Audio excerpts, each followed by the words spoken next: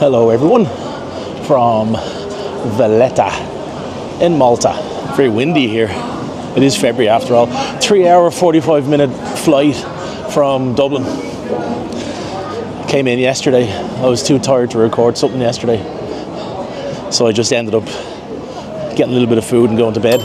I got into the city this morning, had a little walk around, did a hop on hop off bus tour, and it's absolutely beautiful. 400,000 people call Malta home, and Valletta being the capital city, and the island itself has a lot of parallels to Ireland. It was ruled by overseas entities, and we have two in particular in common with the Maltese: the Normans and the British. Malta being in the middle of Mediterranean, you've got the North Africa to the south, you also have Europe to the north. There was a lot of conflict of interest, so anything from the Venetians to the Romans thrown into that too, so a real hodgepodge of mixtures, I suppose. We're going to go over to a statue now of the man after whom this city bears its name, Mr. John de Valletta, who was an influential figure in the standoff here in Valletta back in, I believe it was 1565, and here he is himself with his legislative scroll.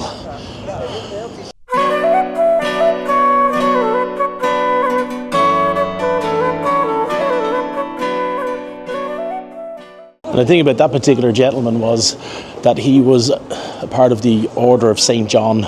They, alongside the native Maltese, held back invasions of the time and solidified Valletta as a city. And a very distinct thing you find around this city as well is that beige limestone you see all over the buildings.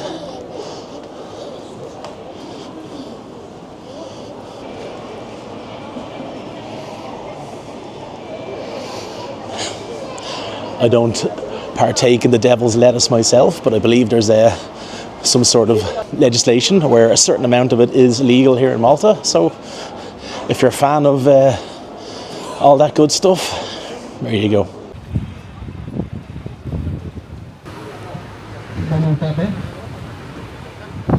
I've found there's an interesting mixture in the accents around here. Maltese and English are the two official languages here on the island, whereas unfortunately in Ireland we lost a lot of our native language over the years. Malta has, managed to maintain it, and you'll hear it being spoken here all the time. And when you do hear them speaking English, there's a tint of English accent, I suppose.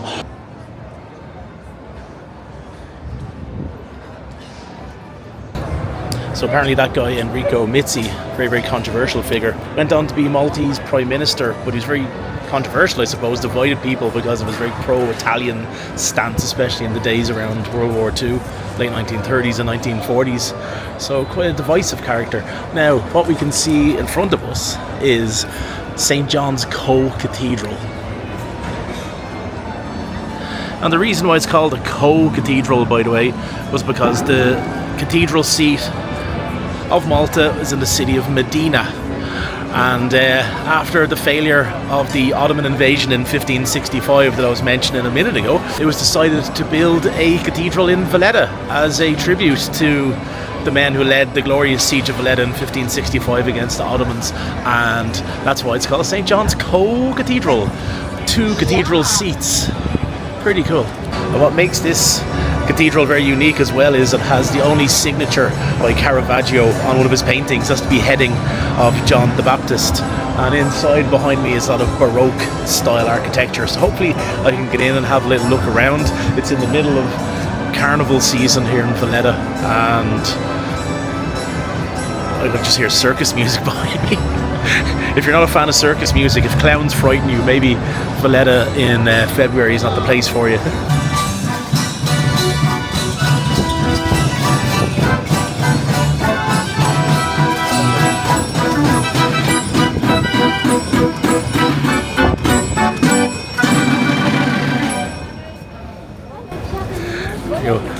Life motto, Obladi Oblada, life goes on.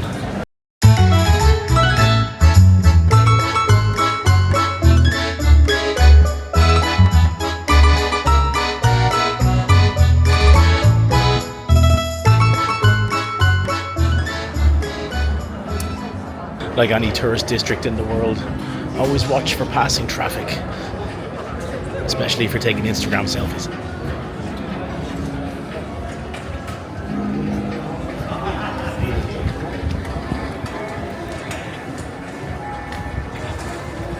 Honestly, can't take me anywhere. I'm walking around and I bump into a friend of mine called Rahul, who was here with his girlfriend Katrina. Rahul is from India, Katrina's from Ukraine, and they both live in Dublin. And I met Rahul because he was the man who sold me my latest version of my mobile phone. And we had such a good conversation that we exchanged Instagrams and we just went for a coffee together. It's, I don't know, it is funny the way this world works, ladies and gentlemen. It is funny.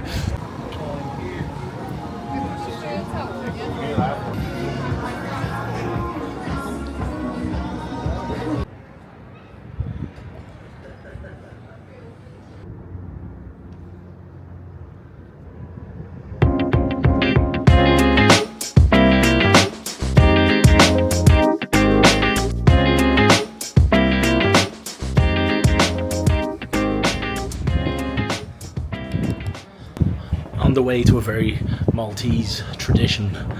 So off to an area called Upper Baraka, and every Monday to Saturday at 12 p.m. and 4 p.m. there is cannon fire. Apparently it's something you gotta do, something you gotta check out. So let's do it. Really hope the cannons won't hurt anybody, but they've been doing it for years. I'm sure it's okay. Look at all this.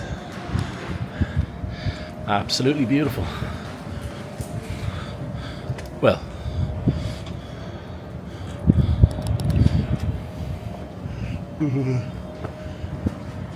but loving the attention, loving the peace and quiet. And if any of you guys watch my vlog, I think maybe 4 of you watched it, when I was in Dubrovnik in Croatia, I complimented them on the cleanliness of their streets, and Valletta, and indeed Malta in general, will be in that category too. So let's go to some barakas. And just like Dubrovnik, try and do some walking before you hit Valletta, because you'll be doing a lot of it. Small city, but hills everywhere.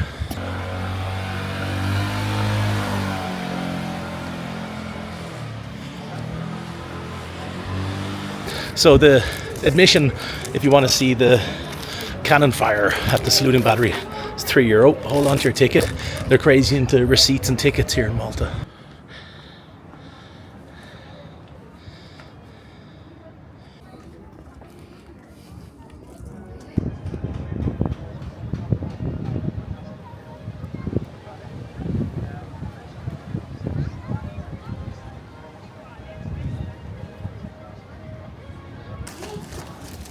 Oh yeah, I got my ticket. It's okay to go upstairs? Thank you, my love.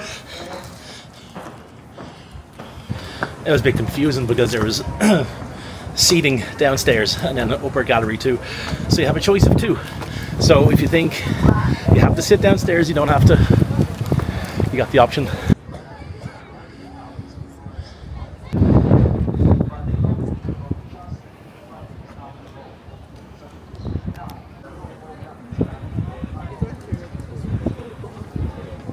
Guns. Thank you for your attention, ladies and gentlemen, and hope to see you down here for our firing at 4. Thank you. Leave the gun! Fire!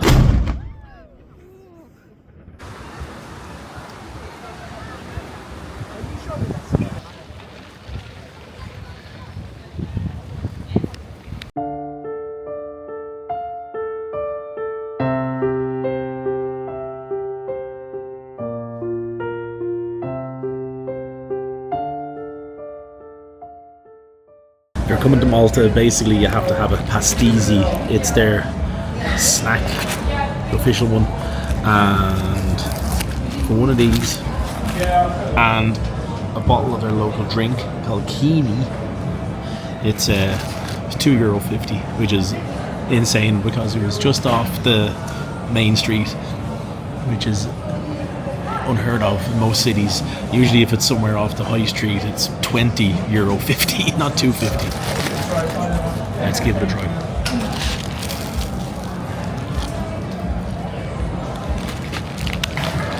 I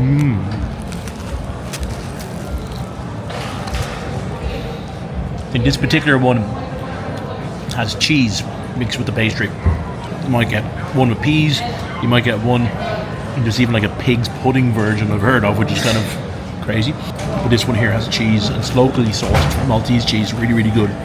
So, it's easy. Fills a hole. All for €2.50, including a bottle of Guinea, which I'm going to try in a second. Okay, so as promised, Guinea. It's the local Malta soft drink.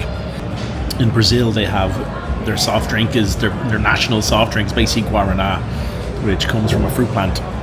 And I believe Guinea is something different. Around since 1952, apparently. And it says it's the original bittersweet. So here's the video footage of me having the local Maltese drink.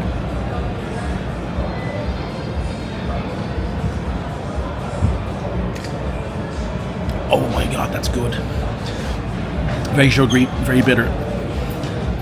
Almost like caramel to a degree. I feel like now I could run through walls after having a gulp of that. It's great. Oh, get some Guinea. Oh, it's like an advertising pitch. Listen, if there's anybody from Malta out there that works for Guinea and you want me to do some work for you, let me know in the comments down below. Okay, I think I've got my Maltese passport. I got a pastisi and a Guinea.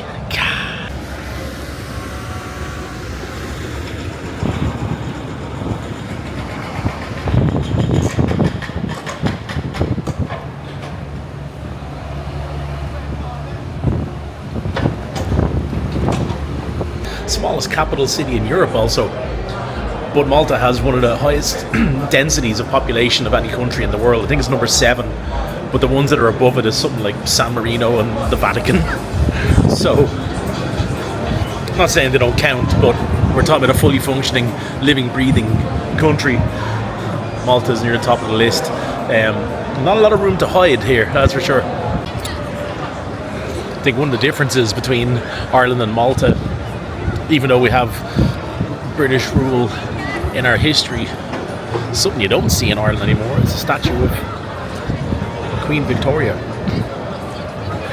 There was a statue of Queen Victoria in Dublin for many, many years, but it's been gone for many, many years. It was actually taken to Sydney in Australia, where I suppose she was better appreciated. But I suppose Malta is still alright with having Vicky hanging around. Okay, off to a certain pub, and has the best name ever. It's called The Pub, and it's where iconic actor Oliver Reed passed away while filming the movie Gladiator in about 1999. And Malta, of course, would have been still a stop-off for folks in the British Navy, and he got into a drinking competition with members of the British Navy. On that day in 1999, he knocked back something like 7 pints, 12 whiskies, something ridiculous like that, and I think there was more. I'm not too sure, but either way, it was a lot of alcohol. And poor old Oliver, his hell-raising days were once and for all finished with on that day. So might as well go in and have a drink in the place where the man passed away. Now, I get a bit of a sick thrill out of trying Guinness in different countries. You know, a lot of people are on the hunt for trying to find the best pint of Guinness. I'm kind of leaving my options open for the quality. That's as liberal as I'm going to get. So I'm going to go to the pub, but I do hear that it has a good pour of Guinness, which in the middle of the Mediterranean, I'm sure isn't that easy to get. So let's go pay tribute to Ollie Reed, and let's go have a pint of Guinness in that very establishment.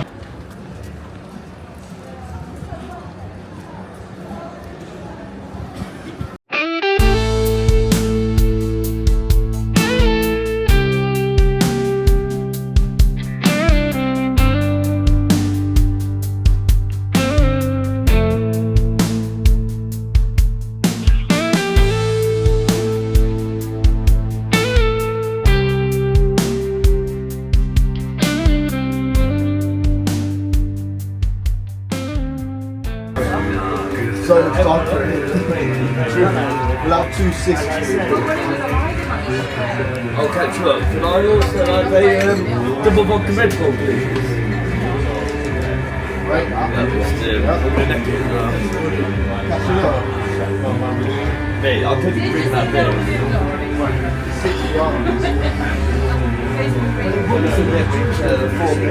That Guinness is wonderful, lads. That is absolutely fantastic. Oh yeah, that's good stuff. Fair enough, you're right. Came on a good day. We cleaned the lines today. Oh, I got you on a good day. You're right. I'll come back tomorrow. Get packed with a cold thing.